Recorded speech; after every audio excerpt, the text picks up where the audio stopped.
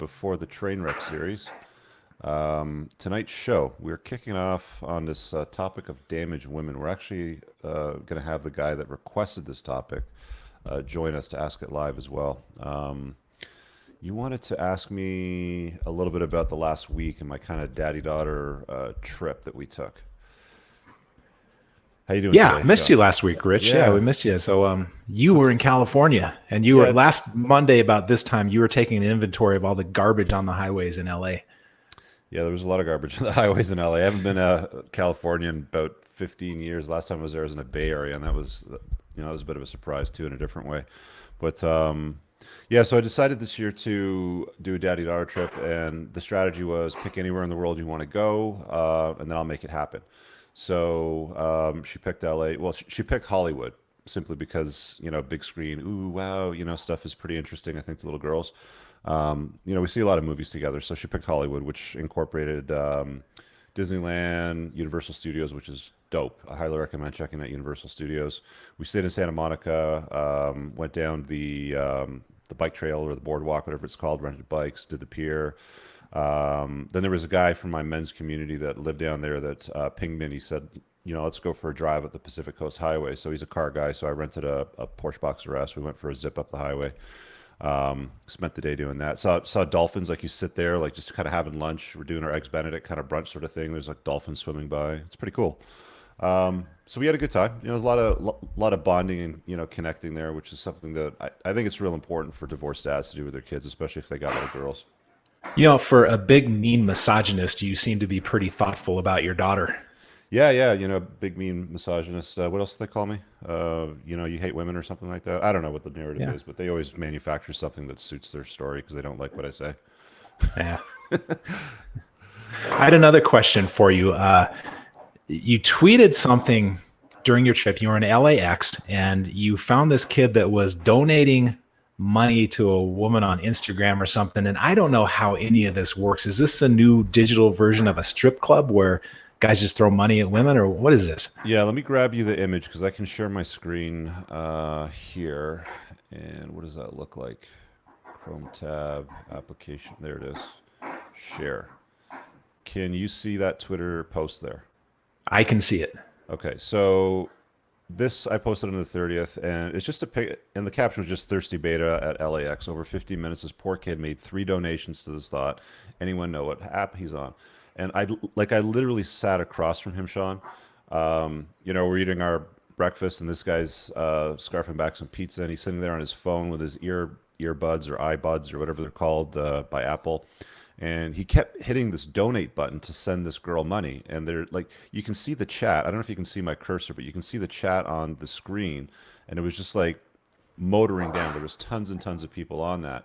I don't know what app it is, but this is what these women will do now. I mean, they'll sell bathwater to guys. Like guys will give them money to drink their bathwater. I don't understand it.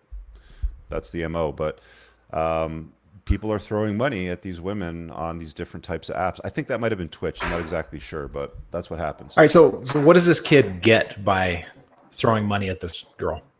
I'm assuming nothing because I'm not really sure what's in it for him. I mean, he's not getting any attention from her. Maybe he gets like a like or something or some kind of acknowledgement. Or I know that there's some of these women that will give them premium access to premium content. Like here's some more provocative pictures I took, sort of thing. Maybe Okay. they'll send him some bathwater. I have no idea, but to me, like the ROI makes no sense whatsoever. Like these are men that could be using their time and resources for something that's far better off than donating money to these Twitch streaming thoughts on the internet.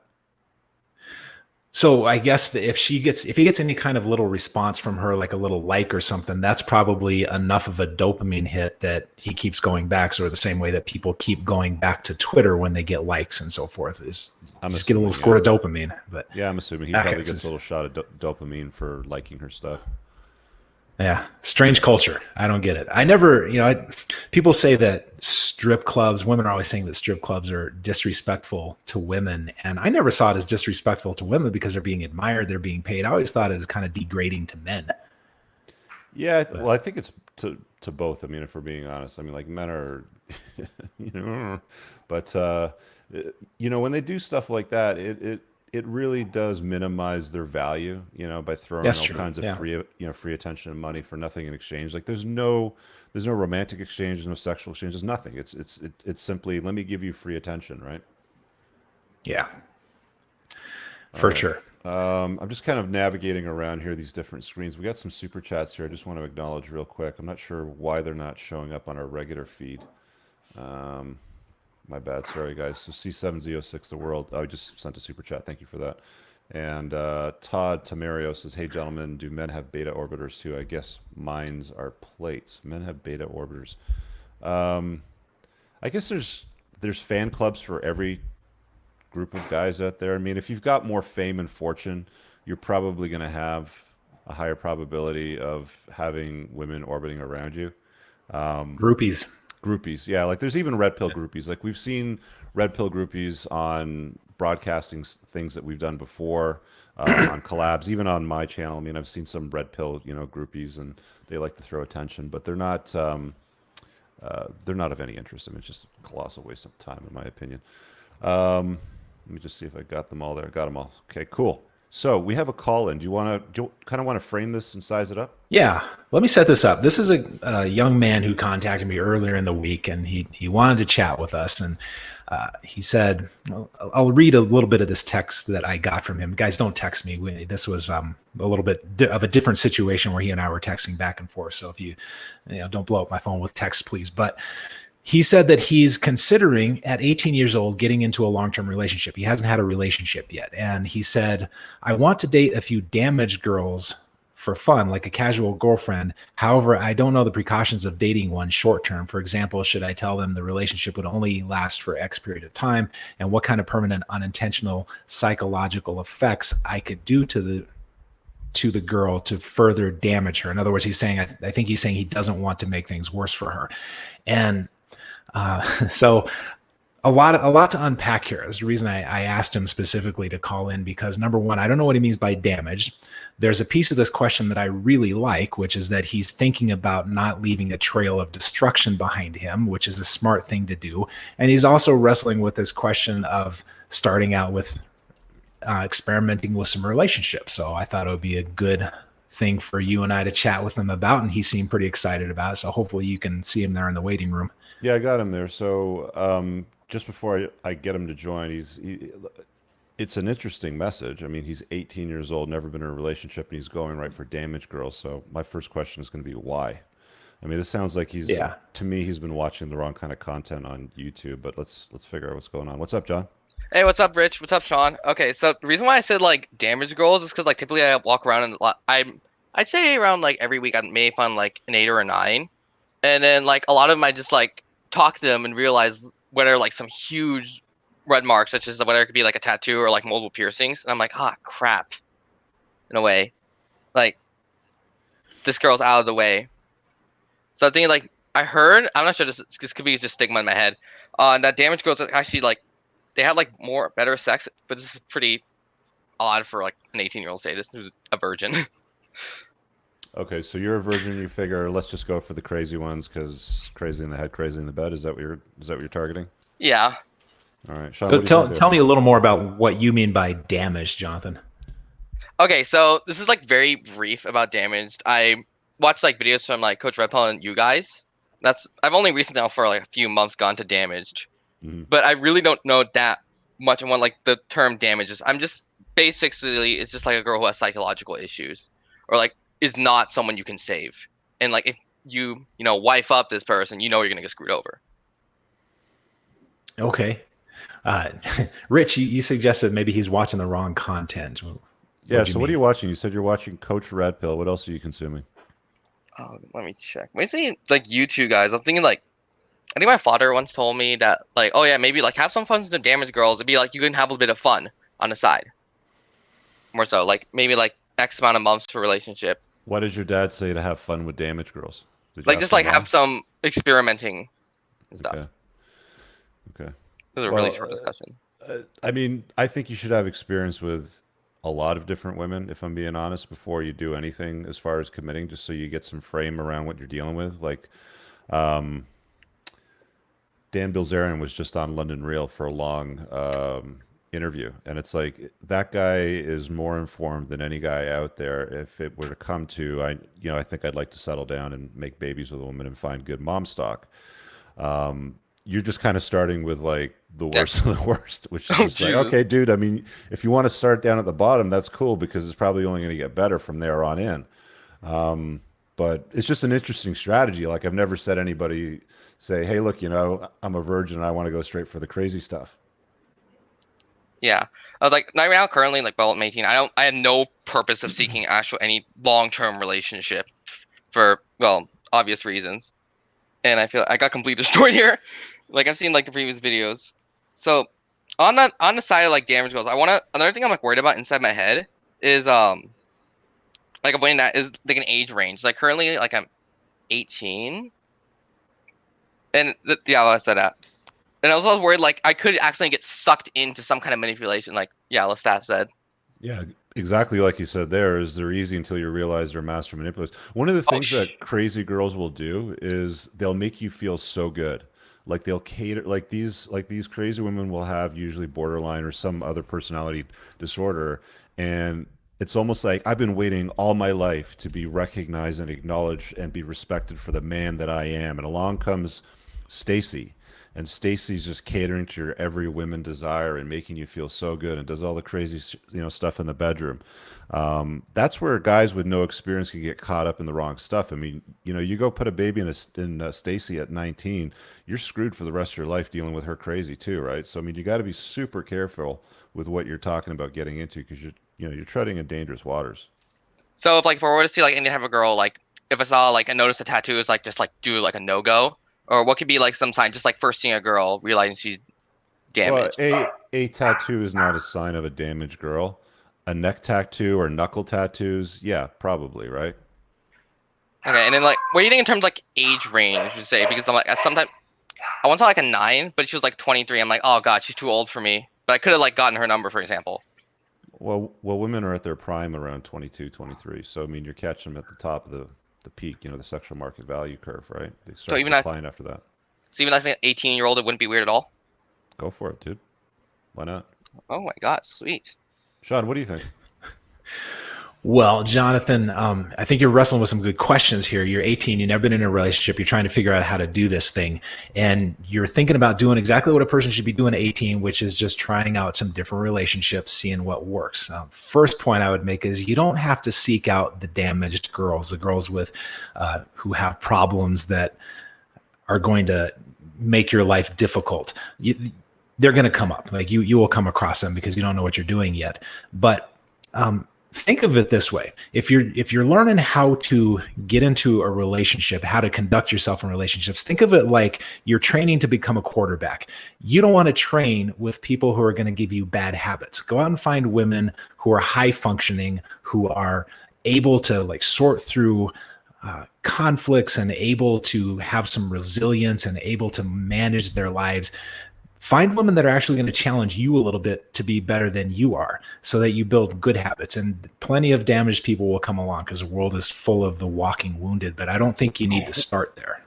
So usually like just you can't usually base unless like as Rich said, like if there's like a neck tattoo or things on the knuckles, just Right. go for it in terms of like, and you'll see like just getting to know the girl, you'll find out she's damaged or not. All right, you're thinking about surface characteristics. Have you read my book, The Tactical Guide to Women? Yeah, I have. Okay, so in my book, I talk about some deeper level stuff that you need to be looking for, like the ability to handle conflict.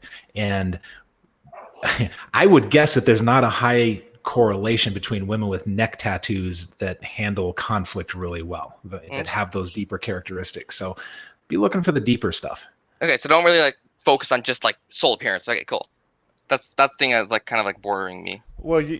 you're going to start to associate certain behaviors and choices with crazy, right? Hmm. But you can't figure it out until you've discovered it for yourself, though, right? I mean, like you're going to have Oh to just wow. get Okay. on the ice and score a goal. Okay. Yeah, and then this is Yeah, just like here's the thing. Jonathan, I grew up in my father's bar, working in my father's bar. I saw all kinds of people making all kinds of horrible relationship mistakes when I was a very young person.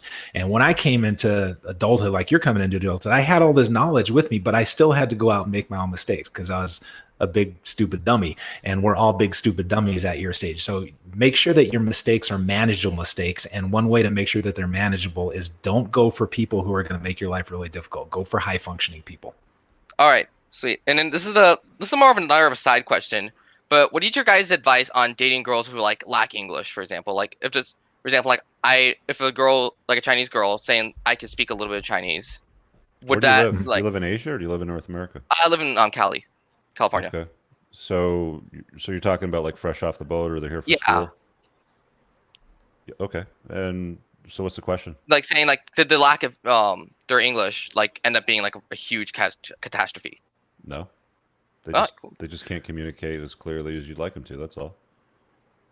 Wow. I Okay, mean, I am. you're Yeah, not going to be able to have he- a conversation like I used to have this roommate when I was a lot younger, and he used to love dating Latino women, right? And they would always be fresh off the boat. And I remember he had this one chick he was on the phone with one time. This is before texting, of course, because he's on this, like an actual phone call with a woman.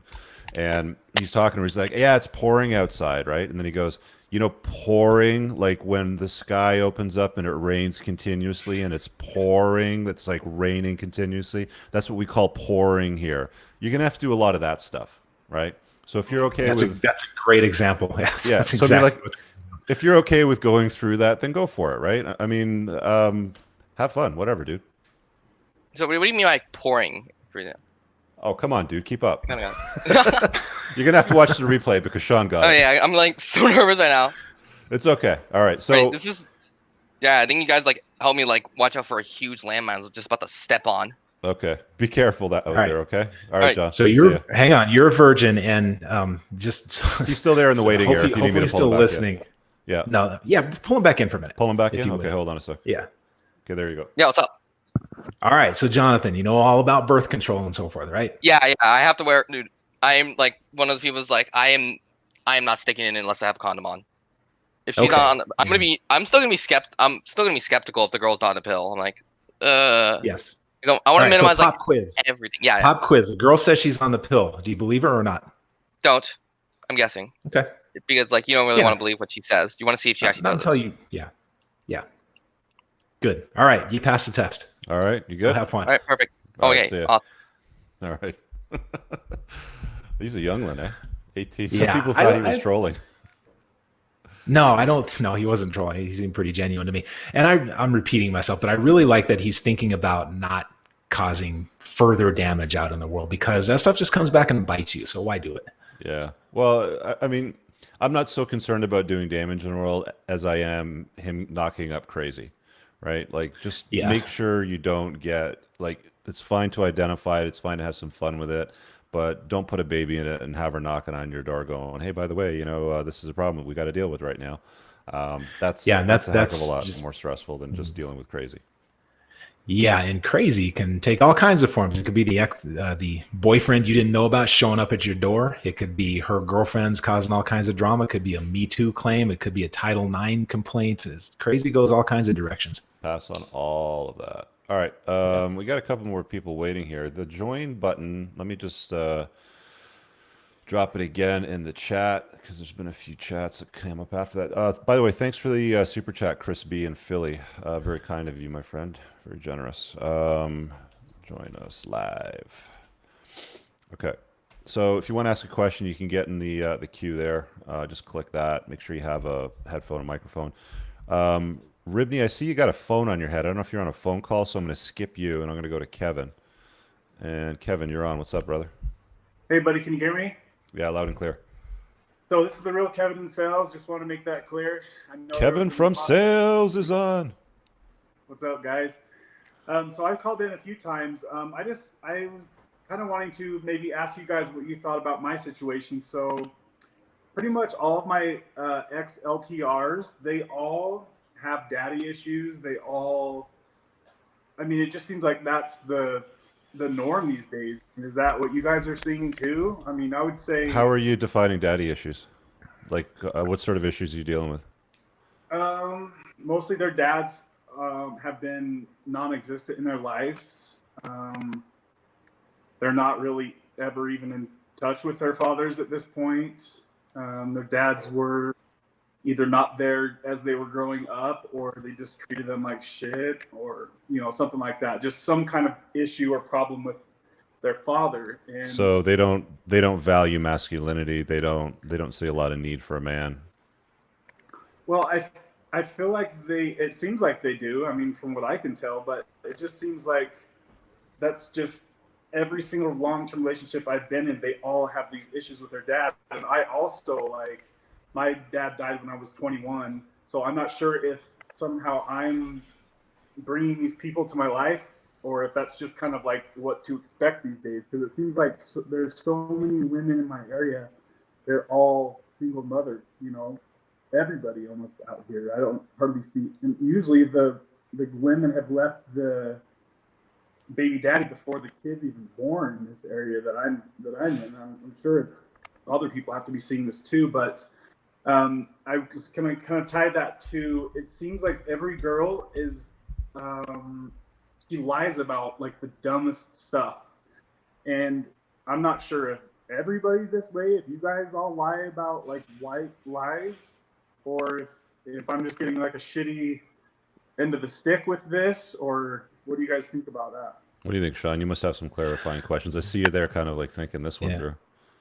Yeah, well, if I tell you that all of my former bosses are dicks, or all of my former landlords are, controlling jerks, or all of my former girlfriends do a certain thing, there's a common denominator, and that's me. And I'm not pointing the finger at you. You know who Robert Glover is? No More Mr. Nice Guy? I've heard of it. Very famous book called No More Mr. Nice Guy. Rich and I both recommend it a lot. He has a new book called Dating Essentials for Men, and I'm partway through this book. And in the beginning, he talks about the self-limiting stories that people tell themselves. And I'm wondering if that's where you're at, where you're starting to form this story in your mind that that's all that's out there. And because you believe that's all that's out there, that's what you see. And that's not all that's out there, but you're creating this filter in your mind that's filtering out all the other stuff. I'm wondering if there's something going on your end where this is just what you expect to see. I don't know. What do you think, Rich? Here's what I'd recommend you start doing, Kevin from sales. Grab a notebook and a pen, or just download like a app like Evernote on your phone. And after each date, just do like a little entry, like do a little journal entry, right? What was working, what was not working, what do you notice? How old was she? Does she have kids? Does she not have kids? What does she do for a living? Like just a quick journal entry. And then start to look for patterns and see, see if you're coming across anything. Because, I mean, if you date 30 or 40 women over the next few months and, you start to see a pattern emerging, then, okay, well, let's figure it out. I mean, is it you? Is it where you live? Is the kind of women that you're attracting? Is it what you're using? I mean, if you're on Plenty of Fish, you're not going to get quality women, right?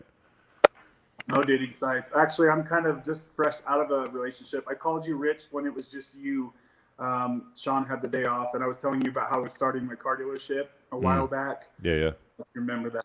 Yeah, I do. So I've just kind of been working towards that, really, and not really dating much at all.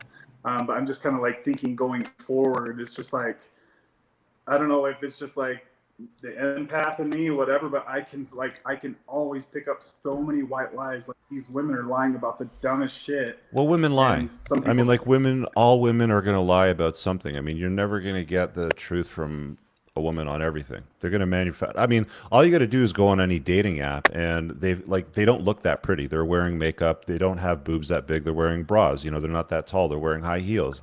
I could go on and on and on, right? I mean, women lie. They don't use accurate photography that is going to demonstrate who you're actually going to meet, like the real person. What you're looking at is a representative of the real person. And it's like they'll go through thousands of pictures just to find the best 3 that they can post to an app, right? So, starting with that, you just have to get your head around their nature, and that's really what the red pill is about. Is just let's just shine a light on these uncomfortable truths and set aside these comforting lies for a little bit, and just understand that women aren't that honest. I mean, people aren't that honest in general. Like, I know that Shawn will always default to, well, not just women, men and women, but women aren't that honest, to begin with. So just understand what you're getting into, because if you're still idealizing women and being like, there's got to be that one unicorn out there, right? There's just women. There's some good ones, there's some bad ones, there's some train wrecks, there's some better ones, but there's just women, right? So Kevin from sales, you said that you're an empathetic guy. Is that what you said? Yeah. Yeah, and I wonder if this is something that women in need are noticing in you, that you have this side that kind of picks up on what's going on with them, and maybe that feels pretty good to them, and maybe that draws them in. I don't know.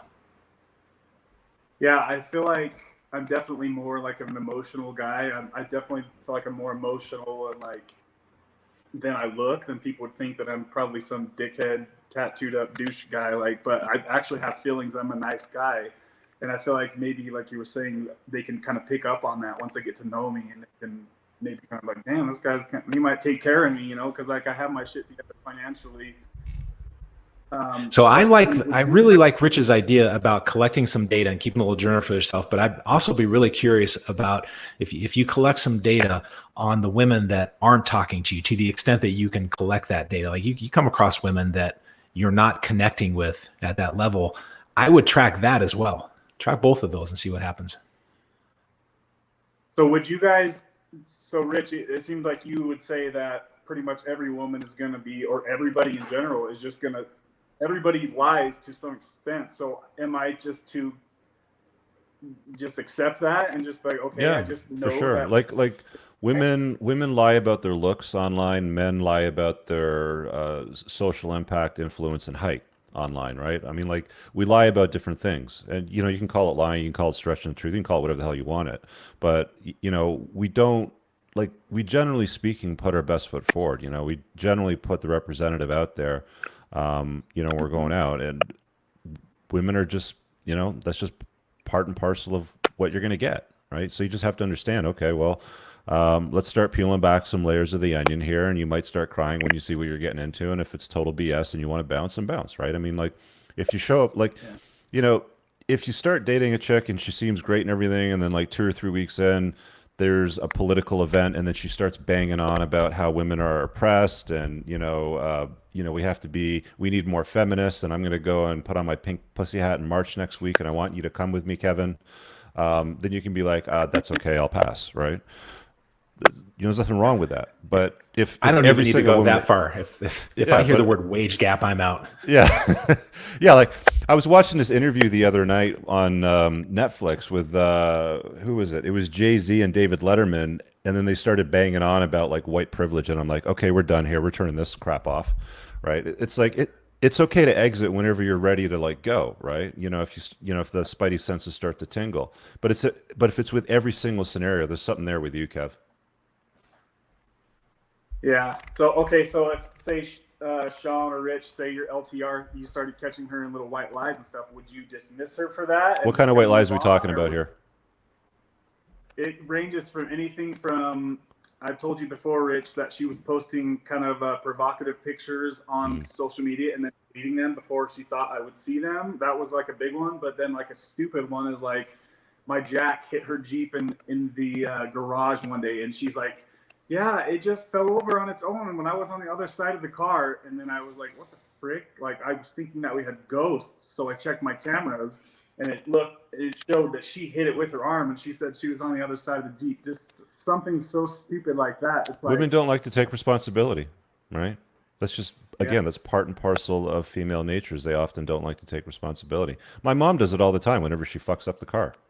Right. And she'll just say, oh, you know, the garage was, you know, it shouldn't have been there. Or, I don't understand how I scraped the door on the garage. And my dad's like, yeah, whatever. Right. I mean, like, let's take some ownership here. Right. It's just part and parcel of what you're going to deal with. I mean, you're going to come across that. It's part of female nature. I mean, they're not all going to be I would say that small things like that. Yeah. It's kind of a side point here. I would say that people don't want to take responsibility, but men, as they're raised up, they're taught to take responsibility. Yeah, men are certainly lectured on more so manning up, and you have a burden of performance. Women don't. They just have to show up and look pretty, which is why I say women don't take, you know, responsibility the way that men do. So you guys would just kind of accept it for that's mostly going to be women go continue the relationship if you were. The problem is that you're still idealizing women. You're still putting them up on a pedestal, right? And you're still like, you know, how could this sugar and spice and all things nice? How could this one beautiful woman please, you know, not, knock over the jack and screw up my car or something like that and then lie about it. I mean, like, she's got to exist out there, right? Yeah. I mean, you've got this super chat here. I'll put it up on the screen. Megan says, "Please know there are women that believe in 1950s family." Right? I mean, you're always going to get like the red pill groupies out there that are going to say, "Kevin, have hope." Right? There's that perfect unicorn out there, but I can guarantee that even Megan herself is probably going to lie about something small to you, right, or to the next guy that she's with. It doesn't matter, right? I mean, you just have to stop pedestalizing and idealizing the perfect woman that's not going to mislead you or lie to you or stretch the truth or whatever it is that you're afraid of. Yeah, it just seems really hard with all the red pill videos and creators. It seems so hard to even believe that you're really ever going to find somebody that's like a suitable person. Like I don't have any children, so I want a girl that has no children. That alone cuts off like 90% of women. Then you have all the other things that I think that I deserve. I feel like I deserve a cute girl that has her shit together, but it seems like that's going to be a miracle. I'm 37, 38, just turned 38. Okay. So, like, dude, like, you're just, like, coming up on the peak of your SMP, right? Like, you're obviously in good shape. You're going to throw off the alpha cues. Chicks are going to dig that vibe. But it almost feels like you've got, like, the male version of, like, you get pressure from family or your friends getting all wifed up and you're like, when are you going to get married, Kevin from sales? Let me introduce you to, like, Heather from HR. I think they know better by now that my paranoia is at an all-time high, and I just see so many people getting cheated on. It's like you can reach out to anybody on social media at any minute, and they'll start sending you pictures, even though if they're married or not. It's just like there's just so much shady stuff going on, and could be back to kind of what Shawn was talking about earlier. Like, there was a Rule Zero broadcast that was on a couple of weeks ago that I wasn't on, and Carl said something profound that I keep going back to. He said, you can't pedestalize a woman when you understand female nature, right? So if you continue to idealize and pedestalize this perfect one that you're looking for that isn't going to lie to you or whatever, you're going to be disappointed for the rest of your life, right? You have to go a little bit deeper on yourself and work on yourself to understand the dynamics between men and women and, what's tolerable and what's not, sort of thing, right? Mm-hmm. Yeah, I mean, I definitely... I tell a little bit of lies here and there myself, but it's just when you feel them lying about so much stuff, it's just like, oh my God, I can't trust this person at all. This sucks. Well, hey Kevin, go pick up that book. Go pick up Dating Essentials by Robert Glover and read that first part about the stories that men tell themselves about women, and might loosen something up for you. Yeah, I can't comment on that book. I haven't read it yet, but if Shawn's endorsing it, then I'll co-sign it. It's called Dating Essentials? Dating Essentials for Men. By Robert Glover? Yep. Dr. Robert Glover. It should be available right now. All right, brother? Cool. I'll check it out, guys. Cool, man. Thanks. Thanks for your help. Oh, man. What's up with that? Guys at his peak, he brings a lot to the table, doesn't have any kids, was never divorced, right? Like, he's just looking for the perfect chick that's not going to lie about knocking over the jack and hitting the car. Do you think that all women would lie about knocking over the jack and hitting the car? No. Do you think what percentage do you suppose would? I don't know. Enough that it's like, if it's not that, it's going to be something else, right? I mean, if it's not the jack, it's it's something else. It's like, I mean, if you're going to go around looking for the ideal woman, she's never going to show up. I mean, she's not going to come around, right? I mean, you're far better off using that energy, in my estimation, working on yourself, fixing whatever discrepancies you got in your own past, updating your beliefs, viewing the world with a red pill lens sort of thing, than you are, hoping to find that one chick that's not going to lie to you about something that you think is important. Yeah. You know what I'm saying? What do we got here? Got a super chat in there. Got a super chat from Roy Kaufman. I think I put that out. You said, so tired of women playing victim or claim not all women are like that. I get it. It gets exhausting. There's a link here. What did Rolo post here? It says CNN Business, by 2030, 45% of working women aged 25 to 44 in the United States will be single, the largest.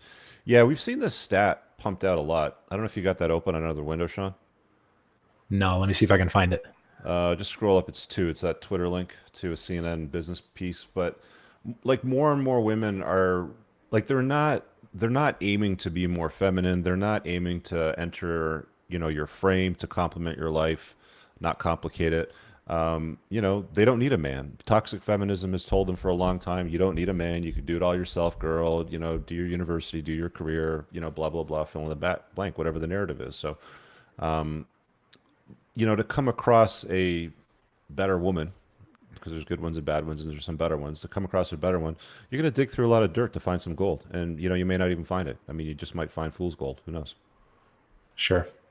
I'll have to read this later because great podcast for me to sit here and read an article. But I'm always skeptical of Business Insider because they have a fancy name that they tend to get a little bit sloppy with their stats. But your point is well taken that women. I mean, so many women who are getting up toward 40 and they realize that they forgot to have a family and suddenly they're miserable about it. You can't go back. There's no do-overs. It's a bad message that's getting out there. That's a terrible message, in fact. I got Ribney. It looks like you're off the phone, so I'm going to throw you on there. What's up, brother? How you doing? Oh, yeah. It's work call. I had to switch from one show to another show starting tomorrow, so it's catching up on. No problem. What can we do for you? The nightmare. Well, I mean, like on the damaged women. I mean, like everybody's damaged. There's damage everywhere you go. Like I just had a girlfriend that I'd had for about on and off 5 years, and it just got to the point where her anxiety and like she was sort of a pessimist, and I live on optimism. Like there's always a way to make something work. And it just I didn't have enough energy to keep her going. Like it was always some kind of whatever. Would you call her an energy vampire? Yeah. And that was, and there was something, and that's something that's come up in the last couple of months. I keep getting, that line that we talk a lot about is value add. Mm. And it just felt like, I was getting no ad. Like it was adding no value to your life. Yeah, I mean, going back to the sex's agency, that's really all it was. Like there was no net benefit to my life other than her physical being. Yeah. Occasionally. How long did you date this lady? 5 years. 5 years. What finally convinced you enough was enough? It was just sort of it was the constant on and off. Like I broke up with her just because I wasn't going to deal with it anymore. Probably 5 or 6 times over the course of the, like I got an 11-year-old daughter. So every second weekend was hard. Like when it started, I mean, we're about an hour apart, which doesn't help. Her kids are a little bit older than mine. But it was just I was like, you can make this work. If you want to make this work, you can make this work. So what we do is, and I set it up as, okay, we'll spend 12 days getting all our stuff done, right? Like all our daily whatever, and work. And then we've got, your non-kid weekend, my non-kid weekend, they line up. And then we just get like quality time, 3 days, 2 days, whatever it is. And then we go back and we just sort of chat as we do during the weeks and whatever. And it worked out really good. She was more reluctant at the start because it's like, oh, it's unworkable and we're too far apart. And like, again, the pessimism as opposed to why not? Well, she wants you to move into her neighborhood and her kids' school zone or her kids' university zone and all that sort of stuff. Right? Actually, it was the opposite. I'm closer to move in your area. Yeah, I'm closer to where. So she's got one kid that went to university, just graduated engineering. The other one's playing hockey, but he's back over there. So that's what's tying her to where she is. Right. She can't wait to get out of where she is. And what does she do for a living? She's not a registered nurse. And what do you do? Work in film, special effects. So if it moves, bleeds, burns, smokes, or explodes, I do that. You do that, okay. So my hours are stupid. Like, one of the things that you got to get though is that like guys typically play to win. I'm getting feedback somewhere. Where am I getting that? You got headphones in? I think that might be coming from Ribney because I got it too. Okay. Oh, Yeah, really? No, I'm yeah, not hearing any weirdness. okay, hang on. I'm just going to mute you for a sec while I do that, just see if that solves it. One of the things that you got to get is that men play to win, typically, and women play not to lose. So they're going to play a little more on the safer side, right? They don't they don't want to win. A lot of the stories and narratives that women get from toxic feminism is you can be a man too, right? And that's what encourages them to go and compete and become corporate lawyers and doctors and physicians and stuff like that, which is fine, whatever you're going to do. But generally speaking, guys are usually the ones playing to win, and the women are playing not to lose. So that's why you're going to get more of a pessimistic vibe from women, generally speaking. Like they're more like they're not as strong as guys are, right? Like we've got at least double the upper body strength that women have, and our legs are, I think, 2/3 as strong as women, generally speaking. So they just don't have the physical strength. So they're always playing safer. They're more like a squirrel or a rabbit. They're always afraid something's going to get them. Yeah. Let me throw a Yeah. little research data at you, Rich, that the way men and women handle anxiety is that women tend to be more concerned about just broad existential threats. That's what gets them reactive, whereas men are more reactive to immediate environmental threats. It's just it's just different evolution, different selection pressure for different types of anxiety. And so that's a huge contributor to women being a little more depressed and anxious than men are on average. Yeah. But Ridney, I got a question for you. What compelled you to keep going back and trying to fix this? I mean, not asking about the words she said or anything, but what is it in you that kept saying, yeah, let's give it another shot? Lack of options, I can tell you right now. Yeah? No, I got like 4. I've got a few girls kind of going here. Why did you keep like going back to Captain Pessimism then? Captain Pessimism. Probably the history, probably as quality. She was more feminine, less grief, but better looking than the others. Didn't have any I don't know. So she just seems sheltered, and so like Homely? no, Not a lot of stuff. Just in the conversations that we had, is sort of I sorted out my stuff. She was coming around to my view of like, yeah, you can make this work, and yeah, this is fun, and so she had a lot of the, women get the same garbage taught to them about how it's supposed to be, and the Disneyland, and the this and that, and she started figuring it out and started diving into this. Yeah, it can be fun. Yeah, it can work when you only get every second weekend, and yeah, things are difficult, but you can still do this. You can still make it fun for you, and still make it work. So why did you buy it repeatedly? Perfect. Yeah. What's that? Why did you buy it repeatedly? Because she would come back to my frame. Like I would blow it up and go, oh, this isn't working. And then she would come back and she would say, like, okay, I screwed that up. You know what I mean? Like I'm not happy. So there was something in you. There was something in you that saw the positive quality, because she had some assets in the plus column, and there was something in you that kept getting hopeful that this time she means it. This time is going to be different. What was going on? No, like I didn't see any downside until I started analyzing that phrase value add. And then I started really looking at it and going, yeah, it's working, but I'm not getting anything out of this. Like we're going over the same problems with her. We're doing the same anxieties. We're getting the same.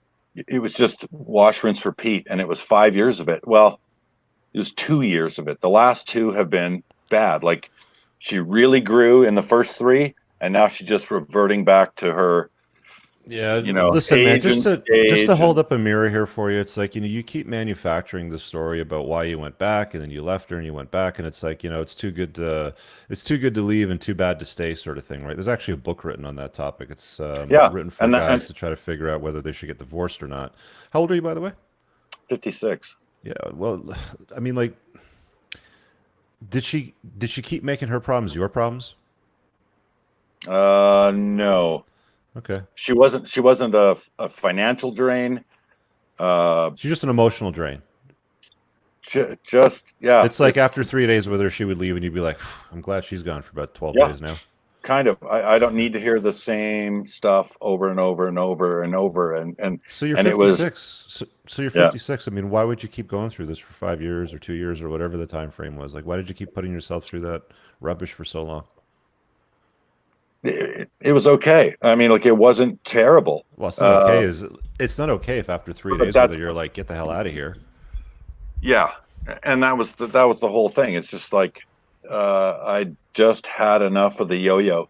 Like I couldn't go back and forth, and so I mean, I only really started But a diving yo-yo into. only goes back and forth because the operator keeps throwing it back and forth. Eh, Yeah, gotcha. yeah, yeah. I Hey, just Ribney, what I just let advice it go. would you give? Ribney, what advice would you give to younger guys coming up, having gone through this last couple of Oh, years of spinning your wheels? oh, yeah. Like it still goes back to uh, do your job, do your work, do what you need to do, and just don't get sidetracked by any of it. Like At it's what point you would you have to advise a younger guy to get off of this carousel? You know, you the just carousel of her putting you through this over and over again. well yeah you just lead, and if they follow, and if they aren't following, they get left behind. Fire them. Yeah. Yeah, So like so why don't you subscribe to your own advice? I guess that's what he's saying, right? well that's where I got to last week. I was like I'm done. Like Good. I can't do it again. But Good. But it in took you all of 2 years to get to that, though. yeah, where Yeah. it just got too much. And I mean, I get this, with the 60 something whatever hours that I deal with at work. Yeah. Uh, I don't have a lot of time to like sort of think this stuff through. I go, hey, I got a weekend coming off. Hey, what are you doing this weekend? And blah blah blah, and we get together, and it was great. And it's sort of my escape, and it was fun. And then I'd go through this other stuff, and I'd just go back to my life and my daughter and my work and my right. So it was just I would just sort of have these little what do you call them? Yeah, little escapes, the escape weekends. It was Take like, a take a and it look at the worked out great. comments there in the chat right now from a few people, and they're like just echoing exactly what I've been driving at too. I think Sean's been saying pretty much the same thing. It's just like cut her loose. Pretty faces are not worth this much drama. No relationship should be this much work. Looking for problems, you're Yeah. gonna find problems. Are Well, you that was, enabling it? Yeah. yeah, I don't Yeah, know. Ribney, Yeah. I'll just wrap up my thoughts by saying, even if it was the Oh, right thing, it still sucks. It's still a loss, and I'm sorry, but go out and have fun. yeah. Now's your There you time. Oh, no, go. You're The free. time of your life, that's man. totally like working on game. And see Corey's giving me a punch in the face there too. That's nice. Yeah, and I am better than this really. So it's the game part. Just got to get out and start finding higher quality. Yeah, you'll be I all mean, right. my whole life it's been a fluke of really attractive women. Like I don't, and I got zip game, but I've managed to pull it off somehow. So now I think if I actually put some conscious effort into it, I could get some quality here. All Finally, right. Thanks for thanks, hopping guys. on, Ribney. See ya. Wow, that's a lot of it's a lot of drain, man, to have to go through that much. We got a super chat here from Lucas, and he says thoughts on dating Hey, very Rich, feminine. your video is a little bit low. I don't. My video's low or my audio? Or sorry, your your video's fine. Your audio's a little bit low. Hey, let's turn up these knobs here. How's that? Is that any better? Yeah, it's better. All right. So Lucas says thoughts on dating very feminine women who has an abusive ex, drug addict, prison for 3 years. She left him for not following through rehab. Worth it. Click the link and join us, and let's get some more frame on that. That's an interesting question. Appreciate the super chat, but there's a lot of variables there too, right? Let's see if I missed any other ones here. The join link, let me just put it in there again. Join us and ask a question. We got a couple guys waiting, so before we go to the next caller, is there anything you wanted to say before we hop on that, John? Yeah, a lot of people come through my office, and It doesn't matter if they're 20 years old or 50 years old or 70 years old. I've heard every age group say, I should have got a handle on this by now. And that's never too late. You're 56, you're getting a handle on it. Cool. You still got the rest of your life. It's never too late for this. Yeah, you'll be fine. Yeah. Gene Simon, I'm going to throw you on, brother. You're muted. If you want to unmute yourself, you can ask the question. Yeah. So I was more going to tell you just maybe a little before the train wreck story, how I escaped a train wreck. So about last year in maybe the month of May, I've started to I had some problem with girls, and I had a girl like that I thought she was with me, and then just didn't work out and all that. And then I started to watch some tradcon stuff, like like you gotta get the good girls, and you gotta get a girl that's virgin and all that stuff. And then I by accident fall on your channel, and then I followed your channel for up till the month of January, and then I started to follow RMG at that time, and now it's Rule Zero. And I have just to tell you that, like, because I found your channel and all of that, I've dodged a train wreck that was like the TradCon one, like being like only going for the good girl and really like putting myself only for the one. Yeah. How old are you? 22. 22. Okay. So you're still a young guy. You still believed in the myth of the quality woman, but Well, you're waking up to it. Yeah, I would say like I still haven't fully internalized the red pill before maybe 2 months ago. I joined the body language mastery course of John. John, yeah. And then now it's going pretty good. That's good. Did you have a question for us tonight, or are you just sharing the experience? Just sharing experience. Okay. Thanks for hopping on, John. See ya. Welcome. What do you think, Shawn, about this red pill, blue pill narrative that a lot of these guys are leaning into? You said it in a broadcast a few weeks ago. Well, you shouldn't just study the red pill, guys. You should also study the blue pill. What do you think about all this? The red pill, blue pill stuff. I obviously see the value in having a clear understanding of male and female nature, understanding evolutionary psychology. I don't just mean having a passing understanding of it, engaging with the literature and understanding what drives men and women and trying to incorporate that into your life no matter what you're doing.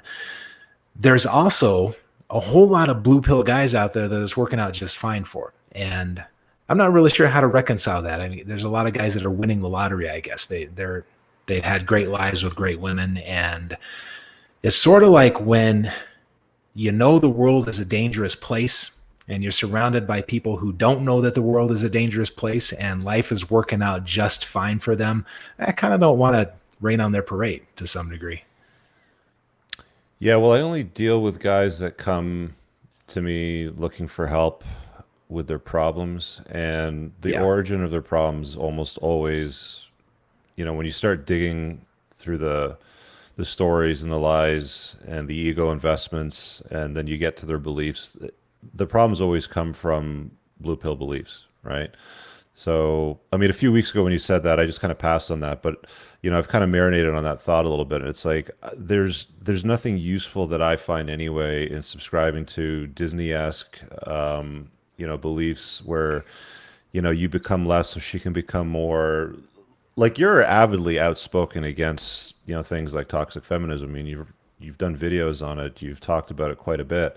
I just don't find any use in the old ego investments that don't work.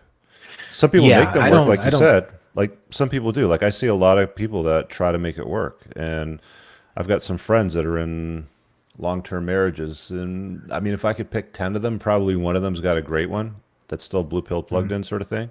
But it's more as a function of him being on his purpose. Like if I gave him a book like yours, Shawn, or The Rational Male or something like that, he wouldn't know what to do with it. He'd be like, what is this? This is nasty. This is disgusting. I can't read this.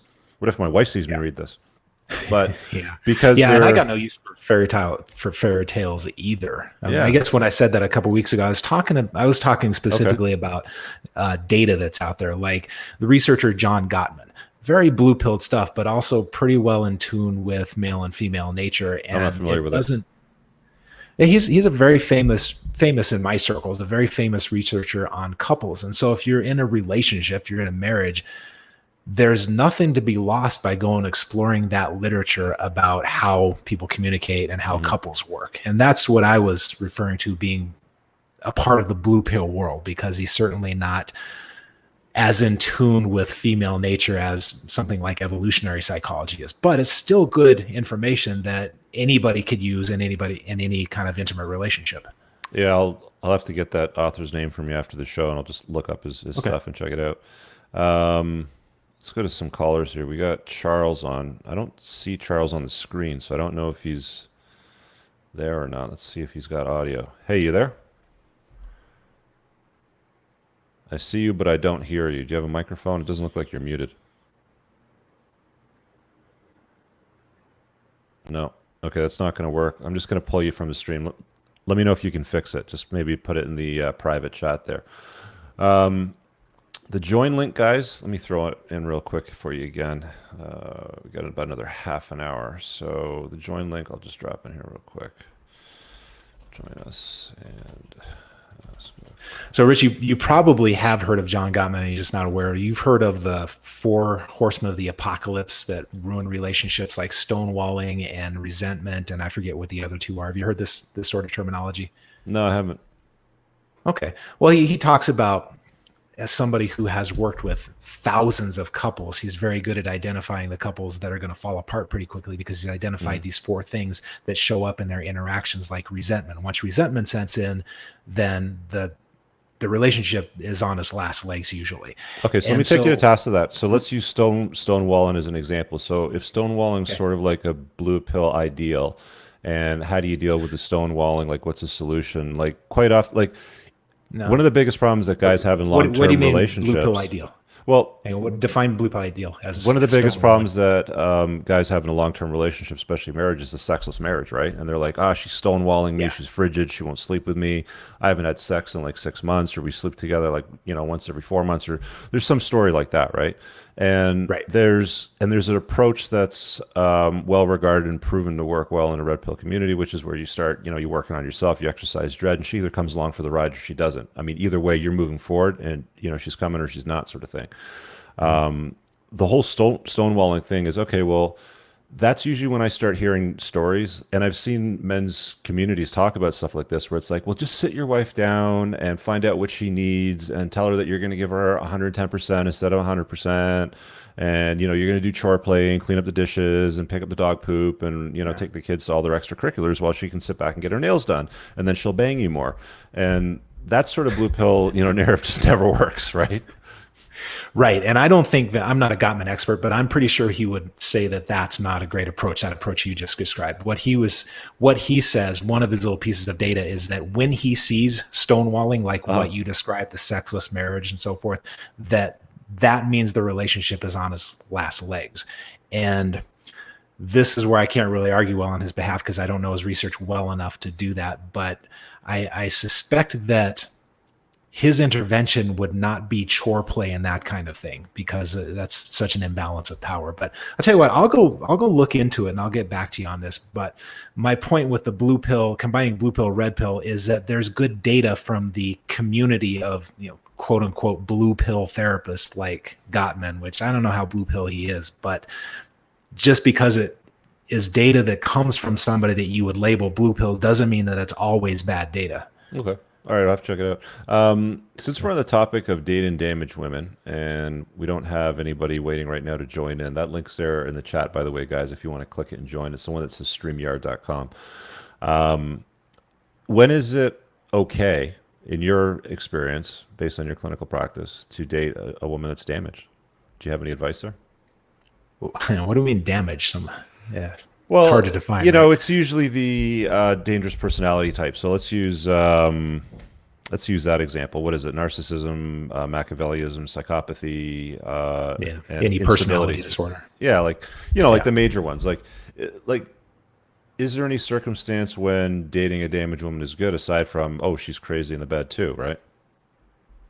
I can't think of one. The problem is that when guys don't vet for that kind of thing, they end up married to these women, or they end up living with them, or somehow committed. And then you're already dating somebody with a personality disorder or something. And now you're faced with the problem of how do you extricate yourself? So if you can avoid that whole thing and just dodge the bullet in the first place, that's probably the better option. There you go, folks. Let's throw Kevin on. Kevin, you got a mic? Tell me you have a mic. Can you hear me? You're good. Loud and clear. You got a question for us? Cool. Yeah, I'm in your men's community. It's been a while. I haven't been on one of these. Basically, just to give some context, I'm 21. I've been seeing like this chick for maybe like 3 months so far. Mm-hmm. I'm sorry, I'm not sure if this is like on the right topic of damaged women, but I just thought I'd ask for some advice. So what are you stuck on? What's the question specifically? Basically, this refers to like your video about when you're in your 20s, you shouldn't be exclusive. Right. Right. But let's say for right now I'm in university. I'm actually studying psychology and planning to get into clinical. So it's a very long road ahead.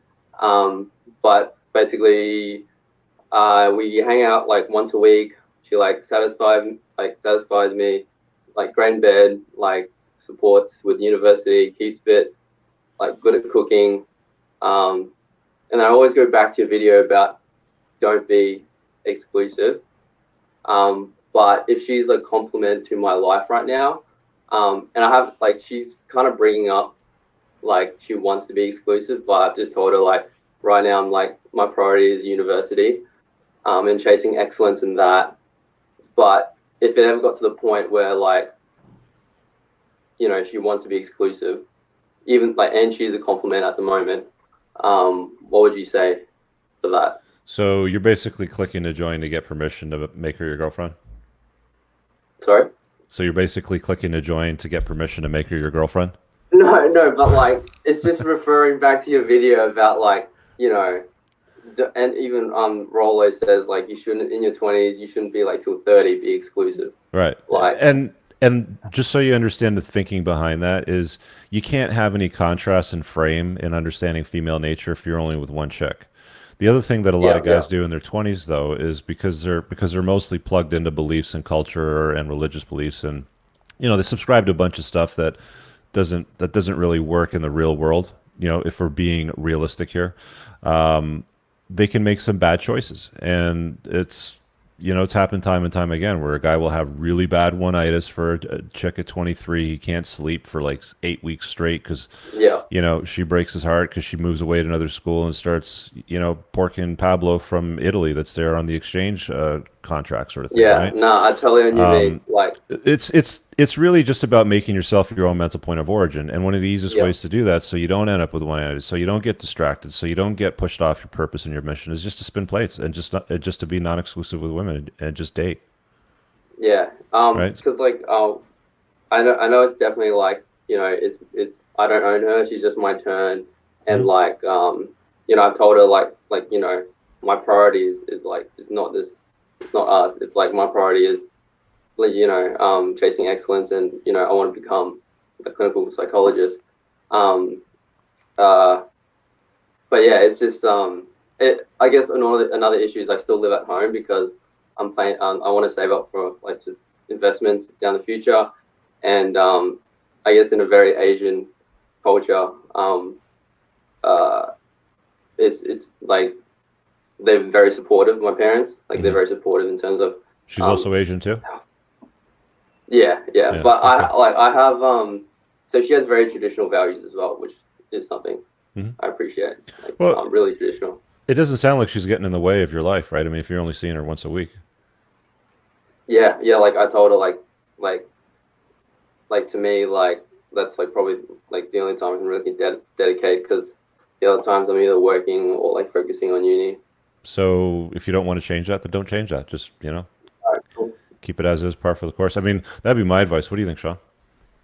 Yeah, I'd subscribe to the same principle about don't make commitments, especially at this point in your life, but different execution maybe. I know that not all guys want to spin plates. Some guys just want to be monogamous because it's easier. Maybe they just don't have the time and effort, or it doesn't really fit their personality to spin plates. And so the main point is don't make big commitments at this point, which you already know. Like you got a long road ahead of you. As you said, you're not going to reach your professional a comfort level in your professional life for years from now. And even after that, years down the road, that's when maybe you should be thinking about commitment. So I don't care if you're exclusive or not. Just, man, don't get a puppy together. Don't get an apartment. No. Don't sign a lease. Don't do any of that stuff. Keep your distance. Like in the back of my head, I know that if it gets to the point where she's not a compliment, I'll just walk away. So yeah, you have to have that ability. But most guys will say that, but they won't actually be able to do it. Yeah, no, it's cool. Well, thanks. I guess it's just like clarification on that line of like if being exclusive, like, you know, it being in your 20s and being exclusive, but if she's a compliment and then hey, listen, like just because I say something doesn't mean that it's a rule of law, I know. sort of thing. Yeah. Right. But I mean, you know, on a balance of probabilities, it's far better for men in their 20s not to be, you know, tied down in one relationship with one woman. There's a reason why they called women dream killers. And it's not because women like physically smash your dreams with a hammer or anything like that. It's because men are more than willing to give up their purpose and passion so that, you know, he can make her more and he becomes less, sort of thing. And the whole point of that really is date non-monogamously, be non-exclusive, do your thing in your 20s, get your head screwed on right, understand female nature, lay the foundation for the rest of your life. Hey, if you can make your first million by the time you're 30, even better, right? But I've not met many guys that have been able to do that tied into a long-term relationship, living with their girlfriend when they have a puppy together, sort of thing, like Sean's talking about. Sure. So that's what you want to So do. Kevin, let me ask you, do you tend more toward, are you more of a guy who wants to spin plates, have several women on the line, or are you more of a serial monogamist? I guess just being blue pill for most of my life, it was like initially it was a more monogamous perspective, but now that I've definitely, you know, dived down the rabbit hole of red pill, I do plan on maybe like moving out within a year or two, and that's when I'll probably, you know, I don't know what would happen, but that's when I'd be like spinning plates. Okay. Yeah.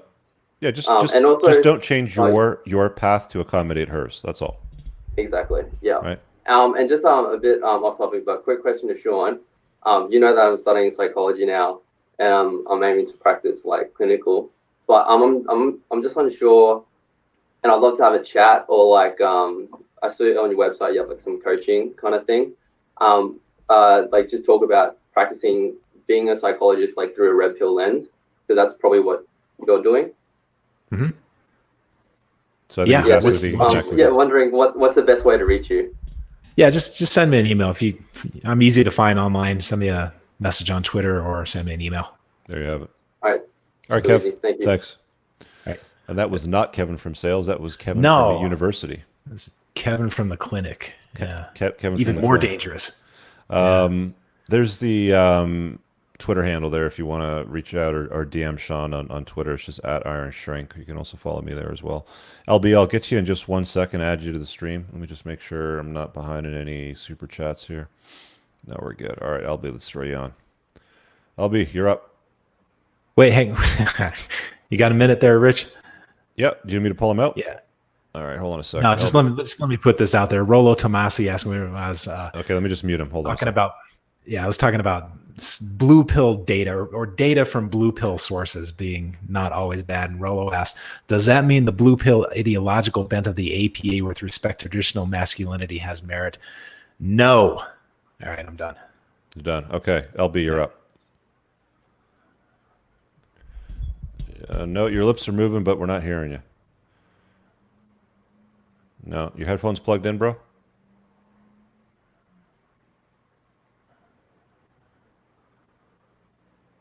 I'm not sure what's going on there. He's upside down and silent. It's a rough world he's living in. No, it's weird because it's upside down on the other screen, but there it's right side up. Now he's sideways. No, he can hear us.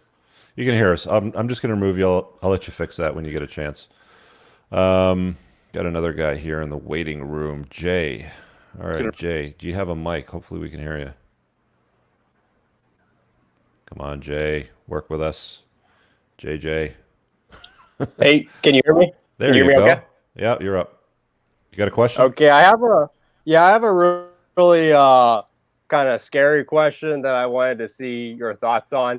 I wanted to Okay. ask, how can a male protect himself from like false rape accusations? And I have a very scary story that I could share with you if you want to hear it. Well, it depends on who you ask. If you ask a MGTOW, he'll say just buy a doll and never deal with women ever again, and that'll save you, right? So it really depends on what approach you want to take. But I think if you approach women informed on what female nature looks like and what the landscape is today and where the risk potentially lies, and you can certainly minimize that to a large degree. I mean, Shawn will tell you straight up, just don't date anybody from like a university, right? Yeah. There's no reason to date a woman on a university. Especially a feminist university campus or somebody that's taking like gender studies or something like that. Yeah, where they're being formally instructed on how to label themselves a victim. Ruin a man, right? Looking for an oppressor to destroy. What's the environment that you're talking about, Jay? Yeah,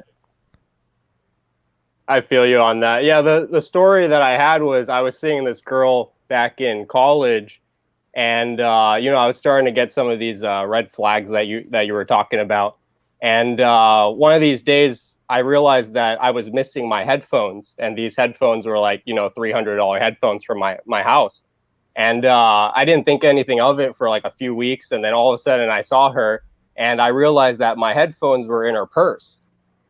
So I confronted her on it, and I said, "Hey, those are my headphones. What are you doing with my headphones?" So I got really angry, and I told her, you know, I don't want to see you anymore. And this was a girl I was sleeping with, but I told her I didn't want to see you anymore. I said, "You need to get out of my house." And so we got in this big argument, and I said, "Look, if you don't get out of my house, I'm going to call the cops." And then she basically said very condescendingly, she said, "Oh, call the cops. I'll tell them you raped me." Yeah, that's a girl you want to get rid of. Let her keep the headphones. That's the cost of doing business. Just get her to like go. See you later, bye. Like you have to figure out how to remove her without having any like the first thing that you do as soon as somebody indicates that they're going to do something crazy like that, just grab your phone. I've got a shortcut on the bottom. I can whip it up, put it on camera, start recording, and just hold it up to your chest and say, "I'm recording this. Why don't you say that again?" Okay, you use it like a shield. And watch what she does. And then you just repeat what she says so that you get it on camera. And say, "Now, I've asked you a third time now, leave my house. This is on camera. When are you going to leave my house, or do I need to call 911? That's exactly how you have to go about it to protect yourself. You need to document it. Does that make sense? Okay. Thank you very much, guys. I appreciate it. All right, man. Man, didn't have to deal with this kind of stuff when I was in my 20s. Yeah, I feel bad for these young guys.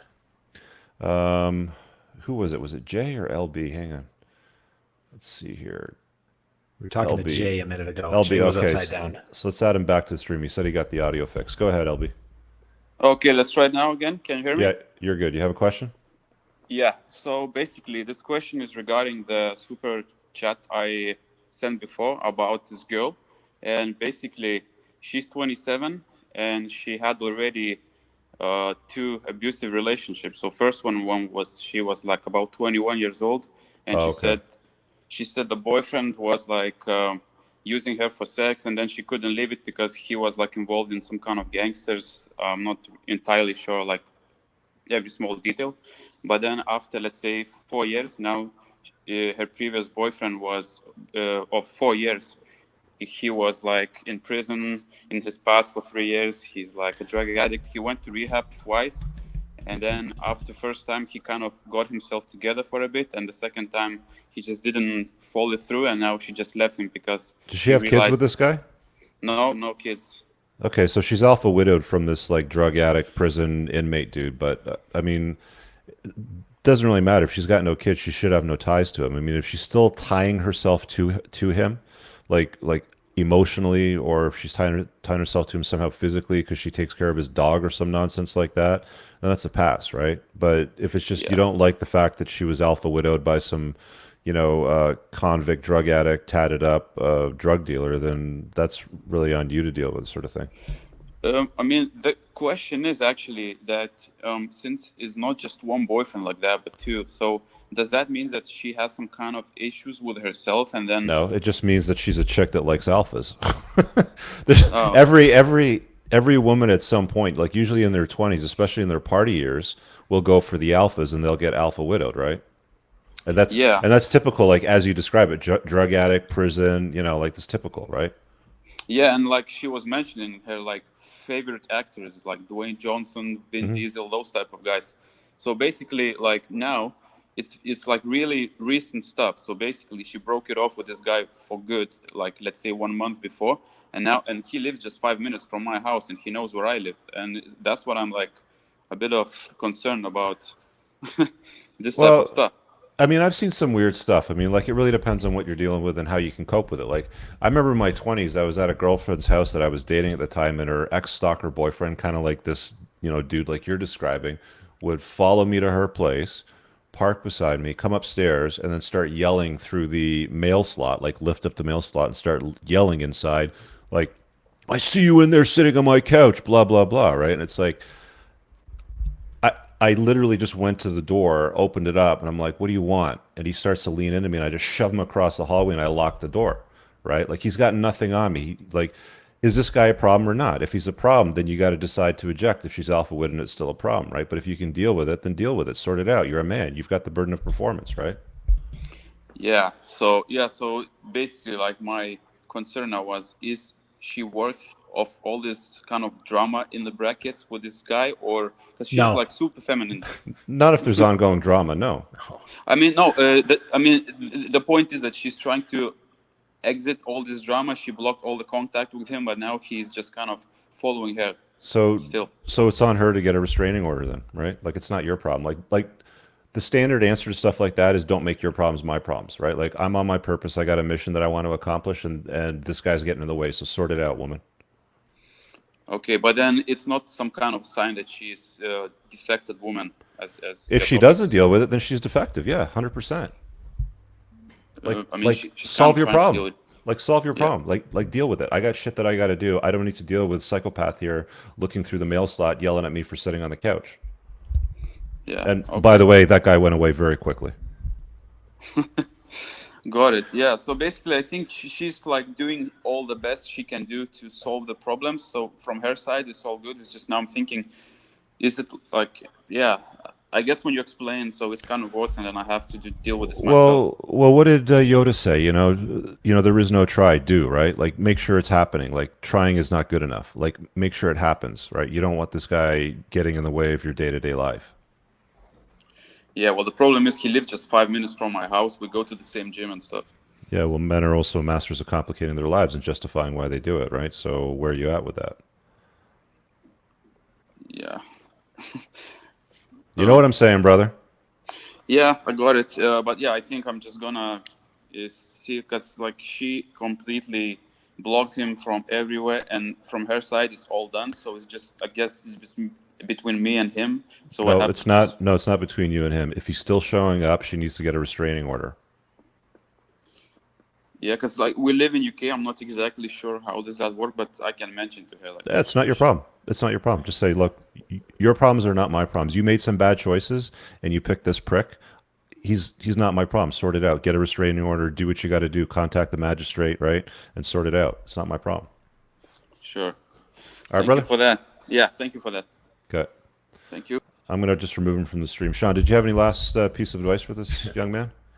I had this teacher one time, long time ago. He had this saying, he who walks through poopies gets poopies stuck to him, meaning that when you bring people of low quality into your life, life's going to get messy and complicated. So he's dating this woman that is attracted to low functioning guys. This is what he can look forward to. Chris, you're up next. Oh, where did that go? Okay, there we go. Let's try that. Chris, you're up. Can you hear us okay? Can you guys hear me? You're good. You got a question? Yes, I do. So it's an honor to be here. Thanks, guys. So my question relates to basically a girl at work that's clearly showing interest, but she has a boyfriend, basically, potential husband material. So basically, she's been very, very close to me at work for a couple months already. I know what I have to do. I have to clearly tell her that, it's not supposed to go anywhere else, just business. But how do I approach this in a way that, is polite and sincere, and like I tell her like we need to like back it off, you know, because it's getting to a point where. So, Chris, what department do you work in? Work in psychology. So basically, it's so we have Chris from the psychology department on tonight, and Chris is being hit on by a girl that's in a long-term relationship with a man. She is a psychotherapist actually. And she's a psychotherapist. Okay. Shocking. I can't believe something like that is happening. Sean, you take this one. Sean, you take this one. So what's wrong with the way you just said it? That we need to back off. This isn't right. We need to keep it professional. Just I don't know. I don't feel it's right. You know, like I think. Are you afraid of her reaction or what? That and also the workplace, maybe. Like, I'm sure she's gonna take it well, but just the fact that she's also working with me a lot. I don't know. Like, just the fact that like I'm gonna see this woman like almost every day, you know, because she does work the same workplace, and knowing that, you know, like there's gonna be some tension afterwards. Maybe she's gonna like. It's gonna backfire on me, you know. You said you are a psychologist, or what do you do? I'm not a psychologist, so I work like in the administration of a clinic. It's a psychology clinic, basically. Right. So I just deal with like booking sessions, the payroll, like everything that's like basically administration related. Okay, you ever pick up a little bit of behavioral principles just through osmosis? I'm not sure what that means. Well, I mean, you pick up some principles, like, for example, the value of consistency. You're training a dog, you have to be consistent, right? You can't give them different reactions at different times. Yeah. Same thing here. You're gonna say what you need to say to her. You're gonna put a little sugar on it and say, you know, I really like you, I admire you, yada yada, whatever. But this has to be professional. And then she's probably going to test that because she seems like a duplicitous, trifling woman. And so when she tests you, you're going to be perfectly consistent. Like you put up a wall and there is nothing she can do to get past that wall. You're going to be polite, you're going to be respectful, but there will be no equivocating once you say, this is just a professional relationship. And if you're concerned about reactions, you might want to check in with HR first and do a little. Well, there is no HR. Okay. Well, right, I would be the HR, you know what I mean? Okay. All right. So check. Okay. But the worst is that I actually do like this girl. She's tough. She's tough. She's duplicitous. Forget all the red pill stuff. She's duplicitous when she starts dating you. What do you think is going to happen to you down the road? Well, yeah, that's exactly it. It's going to be weird as well. It's kind of like because everybody knows that she has somewhat of a boyfriend, you know, and like if we don't even want to get to that point. She's a snake. She's always going to be a snake until she decides not to be. So you don't want anywhere near this woman if I understand the situation correctly. Yeah, because I feel like there's going to be a weird situation. Plus, if anything happens, I'm sure, because the things are not going well as well, I understand with the current man that she's with, right? They're doing like something like long distance or whatever. So, so she's in a long distance relationship with him. Using this. Yeah. She's in a long distance relationship with him, huh? Yes. And she's flirting with Chris from administration. Yeah. So, Chris, we have this. I took a lot of ethics classes when I was coming up as a psychologist, and there is this principle that person usually knows what they need to do. They just don't want to do it. So, what is it that you're stuck with here? What's the struggle? You said you know what you need to do. Where's the? I don't think I have the character to do it. You know, like how can I even pursue that? Like, hey, like come here. Let me like I just want to talk to you. Like I just don't know how to like really approach this because the scheduling also is kind of off. Okay. She works. How old are you? I'm 23. How old is she? I think she's 25. All right, so let me lay an option on you here. That one of the things you might want to do is give her an out, meaning you're not coming at her with an accusation that you've been hitting on me, you're being duplicitous, all this. You're saying, I wonder if I'm reading the situation correctly, that there seems to be a little spark between us. But if I'm reading that correctly, I just want you to know that I don't want to interfere with your life and I want to just keep things perfectly professional. That way, she has the ability to save her own ego and say, oh, well, he was just misreading it or whatever. You give her a little mental out for the situation. What do you think about that approach?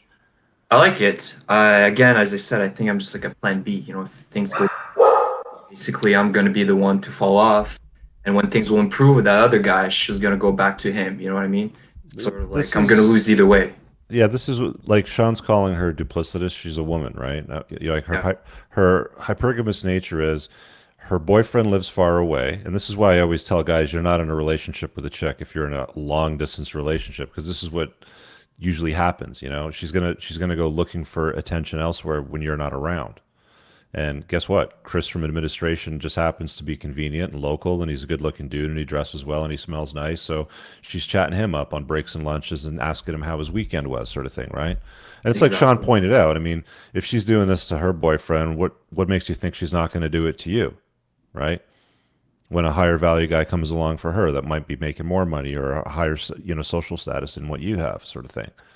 So this should just be kind of like a little bit of a lesson for you. I mean, I'm not going to tell you to go for it or not go for it. You do whatever you want. You're a grown ass man, but this is what's happening, right? Like walk into this informed. So how should I like approach this next time let's say I see her and like I have to do it, you know? Well, Sean's already given do it you on some your advice. terms. Yeah. Do it on your terms. Don't be reactive about the situation. Be proactive, meaning that maybe you set up the meeting or you send an email or something to where you've got some documentation and you give her that out. But I don't want you to necessarily having this conversation in the hallway when you bump into her and you feel like you're under pressure. It's got to be on your terms. Yeah. Part of it is like, just one last comment about myself is like, it's kind of a little bit of one-itis as well. It's been a couple of months since I've been in a relationship. So, it's kind of like you're also imagining like, oh, what if, so it's sort of like, you know what to do, Why what's are your the right options path. so limited that you're looking at her as an option? Like, I mean, do you have girls in your dating rotation? Like, what are you doing right I now? do not. Not right now. So maybe you should start doing that instead of thinking about dating a chick from work. I mean, does she work in your department too? Well, she works at the same place I do. So basically, Wow. I do see her. How on a big is the daily business? basis. Like, how many employees? A lot of employees actually. So it's a huge. Yeah. So there's quite a few actually. So I mean, there's a lot of Sure, public. but- So there's a lot of public exposure that could come out of this, between the two of you. One, and like two, Yeah, it's like she's possible. already got a boyfriend anyway. So is your schedule so limited and so unavailable that you can't find women elsewhere? You can't cold approach at the Starbucks. You can't download some dating apps and start swiping. Like, what's Definitely, stopping the you? dating apps option is not because I don't like that. I think it's just shallow. Plus, it doesn't really work. Okay, what about cold approach? But cold approach is definitely different, and it's much tougher. Like people do have self doubts when they do it. I think it's just a matter of like trying it out, like consistently. Like, I get that it's so much approach easier anxiety. when the girl from work hits on you. I get it, right? Yeah, it is for sure. But can you not do better than that? I mean, you're a young man. Absolutely. Like, you should be able to do better than that if you put yourself out there. That's really what it is. I mean, you're coming from a scarcity mindset. It's like, I don't want to do dating apps because I don't think they're natural or whatever your, reasoning is, and I don't want to do cold approach because of insert reasoning. So, pretty girl from the office that has a boyfriend that's flirting with me. What should I do? Let me ask Sean and Rich, sort of thing tonight. Hey, Chris, listen to Rich and on that part of it, and listen to me on this part of it. As far as the message goes, give her an out, meaning give her the opportunity to say that you're misinterpreting this whole thing. And the other part of that was, hang on, it just escaped me for a second. You're doing her a favor. So you're trying not to complicate her life. So if you build in those two pieces to the message, it'll probably be fairly reasonably easy for her to hear. And then comes the consistency, and then comes do what Rich just said, like explore this starvation mindset you've got going on. All right, Chris. Great advice. Thank you. Thanks, man. Yeah. All right. On that note, we are gonna wind down the show tonight. Let's just quickly mention the channel sponsor because we are gonna actually I should mention this now. I'm putting together another show like Before the Train Wreck, which is going to deal with entrepreneurship. I'll be adding it in the fall, probably September. You're gonna see me probably some shows solo and some shows with rotating co-hosts. But I should mention Scott will probably join me at some point to chime in because he's in the physical product space and I don't do that. I'm more of a service guy or a information product guy. But Tactical Soap is a channel sponsor, handmade pheromone infused soap and beard oil. If you're wondering why my beard looks so majestic, I think Tactical Soap and beard oil. If you check out with coupon code Cooper, you'll get 10% off. You can either go to coopersoap.com or linked in the description below on all my videos. There'll be a link that you can click to check out with that stuff. It's awesome. Highly recommend checking it out. Closing thoughts tonight, Sean? I got a favor to ask, guys. I'm on reviews on my book. If you guys can give me a quick Amazon reviews, I've got something like 800 audiobook reviews, but under 100 books on Amazon. So if you guys could do me a solid, if you like the book, The Tactical Guide to Women, go up there and give me a quick rating. It'll help me out a lot, help spread the word. Appreciate it. Yeah, it's a great book. Make sure you grab a copy if you haven't done so already. I'm around next Monday. Sean, you good to do the 9th? You bet. All right. We will look forward to seeing everybody again then. Thanks for the super chats and everybody that's called in to contribute, share experiences, and ask questions. We'll see you guys in the next one.